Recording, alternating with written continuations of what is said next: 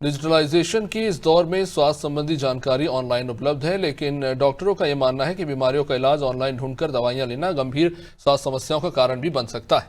राजकीय Doon medical college के assistant professor doctor A.K. Pandey के मुताबिक टेली कंसल्टेंसी के माध्यम से डॉक्टर की ओर से दी गई दवाइयां सुरक्षित होती हैं, लेकिन बिना डॉक्टर की सलाह के दवाइयां लेना जोखिमपूर्ण हो सकता है। वहीं डॉक्टर K.C. पंत ने कहा कि डॉक्टर की जांच के बाद ही दवाइयां लेनी चाहिए, क्योंकि ये मरीज के लक्षणों और सेहत के अनुसार तय होती है। इस प्रकार का इलाज इंटरनेट से ढूंढकर करना स्वास्थ्य के लिए खतरनाक हो सकता है।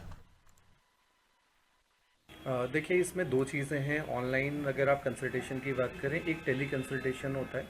अगर टेली कंसल्टेशन किसी डॉक्टर के द्वारा आपको एक एडवाइस दी गई है मेडिसिन लेने के लिए, तो उसको फॉलो करने में कोई आपत्ति नहीं है, क्योंकि डॉक्टर जो भी आपको एडवाइस देगा वो दवाई के फ़ायदे और नुकसान को ध्यान में रखते हुए देगा, क्योंकि दवाई के फ़ायदे से ज़्यादा उसके नुकसान, जो साइड इफ़ेक्ट्स होते हैं या एडवर्स इफ़ेक्ट्स हैं, उनको ध्यान में रखा जाता है।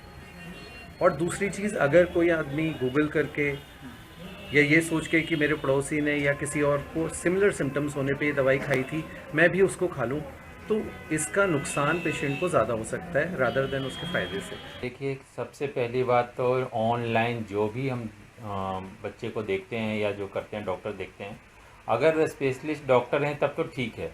अदरवाइज़ ज़्यादातर कोशिश करना चाहिए कि बिना एग्ज़ामिन किए हुए, बच्चे को जांच किए हुए, आप कभी भी ऑनलाइन या मेडिकल स्टोर से कभी भी दवाई नहीं लेना चाहिए। वो हमेशा घातक ही सिद्ध होगी आपके लिए।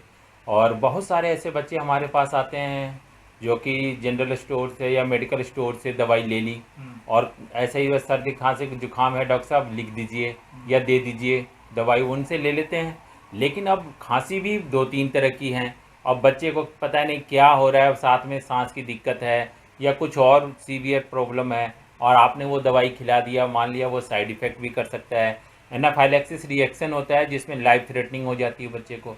ऑनलाइन तो बिल्कुल ही अनएथिकल है, क्योंकि जब तक हम मरीज़ को देखेंगे नहीं, आपस में हमारा इंटरेक्शन नहीं होगा, मरीज़ से हमारा रिलेशन नहीं डेवलप होगा, तो हम क्या उसमें सलाह देंगे। और ये तो जस्ट एक, अगर किसी का फॉलोअप में कोई दवाई चल रही तो थोड़ी बहुत सजेशन दे सकता है आदमी। इसीलिए टेली मेडिसिन इतनी ज़्यादा सक्सेसफुल नहीं हुई। बहुत चीज़ें ऐसी होती हैं जो सुपर स्पेशलिटी वाले कर रहे हैं, लेकिन कई बार उसमें पेशेंट का नुकसान बहुत होता है। कोरोना के टाइम में गवर्नमेंट ने ये योजना चालू की थी, तब भी हम उसमें ये था कि उसको सिम्टोमेटिक ट्रीटमेंट देते थे और उसको रिफ़र करते थे कि अगर आपको लग रहा है कि भाई ये स्पेशलिस्ट की राय ज़रूरी है, तो इसको आप अगल बगल या आसपास जो भी नियरेस्ट टर्सरी या सेकेंडरी लेवल के हॉस्पिटल हैं उनको दिखाएं।